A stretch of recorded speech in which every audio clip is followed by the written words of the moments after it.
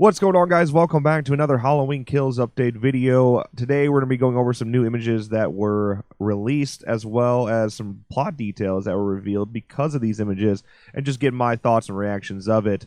I'm a little late to the party here for this first picture. Before we dive into that, just a heads up to members out there. We do have a video right now. It's available, Halloween 2 official movie review, the original Halloween 2. That's available right now for members. Also tonight, movie night, Hocus Pocus and Beetlejuice double feature.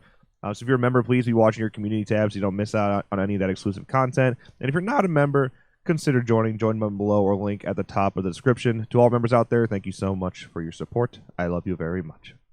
All right, let's start first with the Charles Cyphers one. So it was talked about a long time ago that Charles Cyphers was coming back to Halloween Kills. We just didn't really know in what context.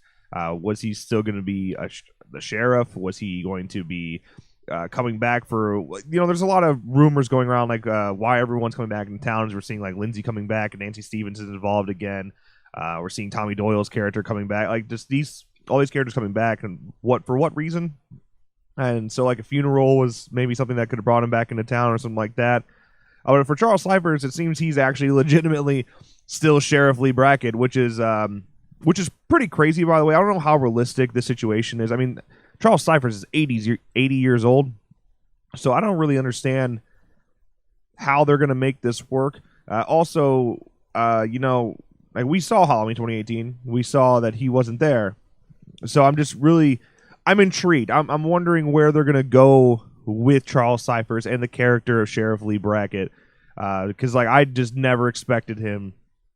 Just never expected this. Maybe this isn't a sheriff getup. I can't read the badge. It's just not a high quality enough picture. But that sure is what it looks like. Maybe he's a security guard. I don't know.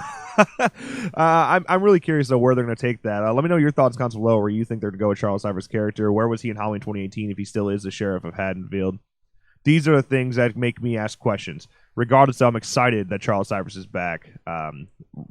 Overlooked character. One of my favorite characters in Halloween, overlooked tremendously. So for this next picture, we're finally getting the reveal that Haddonfield Memorial Hospital will play a role at some point in Halloween Kills. And, this was expected. We kind of expected this to happen, but we didn't really know the context of how they're going to use it. Is it going to pick up right after Halloween 2018, where we'll see Karen, Allison, and Lori coming off the truck and going into the hospital, or is it going to take place later in the film with someone else? We didn't know. Was Lori going to be bedridden? We didn't know.